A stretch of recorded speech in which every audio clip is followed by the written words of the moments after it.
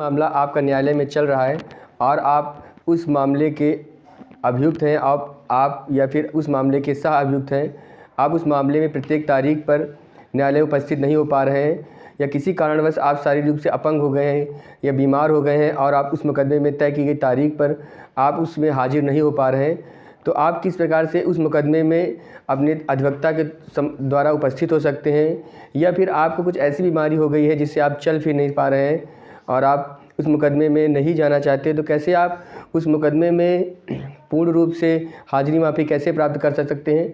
नमस्कार दोस्तों, आपका स्वागत है आपके अपने YouTube channel advocate the path finder में। मैं एडवोकेट देवाशीष यादव।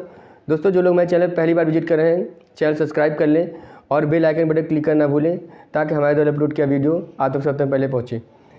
दोस्तों, इस चैनल का उद्देश्य आपको न्यायिक प्रक्रियाओं की जानकारी देना है और कानूनी जटिल प्रक्रियाओं को आसान कर आप तक पहुँचाना है।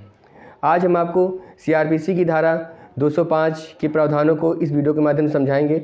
यदि कोई भी व्यक्ति का कोई भी आपराधिक मुकदमा न्यायालय में चल रहा है, विचरण के लिए तय किया गया है और उसमें से तय की तारीख पर वह न्यायालय में उपस्थित नहीं हो पा रहा है, तो अपने अधिवक्ता के माध्यम से उस मुकदमे में व्यक्तिगत रूप से उपस्थिति की छूट अर्थात हाजिरी की छूट अर्थात हाजिरी माफ़ी लगवा सकता है।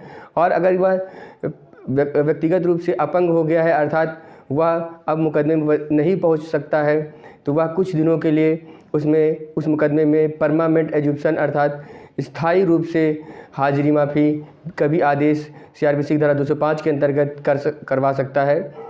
न्यायालय अगर ज़रूरी नहीं है कि अगर उस अभियुक्त की उपस्थिति आवश्यक नहीं है तो न्यायालय उसको अलाउ कर देती है और आप उस मुकदमे में व्यक्तिगत रूप से उपस्थित होने से बच जाते हैं और आप द्वारा अधिवक्ता उस मुकदमे में उपस्थित होते रहते हैं। इसी प्रकार सेशन मामलों में अर्थात जब आपका मामला ट्रायल बाय विचरण बाय सेशन मजिस्ट्रेट होता है, तब आप CRPC की धारा 317 के अंतर्गत आप अपने मुकदमे में व्यक्तिगत रूप से उपस्थिति की छूट प्राप्त कर सकते हैं। आप अपने मुकदमे में अगर हाजिर नहीं हो पा रहे हैं, किसी कारणवश आप कहीं बिजी हो गए हैं, तो अपने द्वारा अधिवक्ता उस मुकदमे में हाजिरी माफ़ी के द्वारा अपनी उपस्थिति दर्ज करा सकते हैं। और आप उस मुकदमे में अगर आपकी शारीरिक अपंगता इतनी ज़्यादा बढ़ गई है कि आप कुछ दिनों तक उस मुकदमे में हाजिर नहीं हो पा रहे हैं, तो आप परमानेंट एजुप्शन अर्थात स्थायी हाजिरी माफ़ी आप लगवा सकते हैं, न्यायालय से आदेश करवा सकते हैं। इसका एप्लीकेशन CRPC धारा 317 के अंतर्गत न्यायालय के समक्ष पड़ता है। न्यायालय तथ्य एवं परिस्थितियों का विचार करके आपके अनुकूल आदेश करता है। जब तक न्यायालय को ज़रूरी नहीं लगता है आपकी हाजिरी से आपको निर्मुक्त कर देता है, आपको उससे छूट दे देता है। दोस्तों, अगर आपको किसी प्रकार की अन्य कानूनी मामलों में जानकारी चाहिए तो स्क्रीन पे WhatsApp जो नंबर दिख रहा है आप इस पर कॉल कर सकते हैं। और अगर दी गई जानकारी पसंद आती है तो वीडियो को अधिक से लाइक करें और चैनल को सब्सक्राइब करना ना भूलें ताकि हमारे द्वारा अपलोड की अन्य महत्वपूर्ण जानकारी आप तक सबसे पहले पहुँचे। नमस्कार।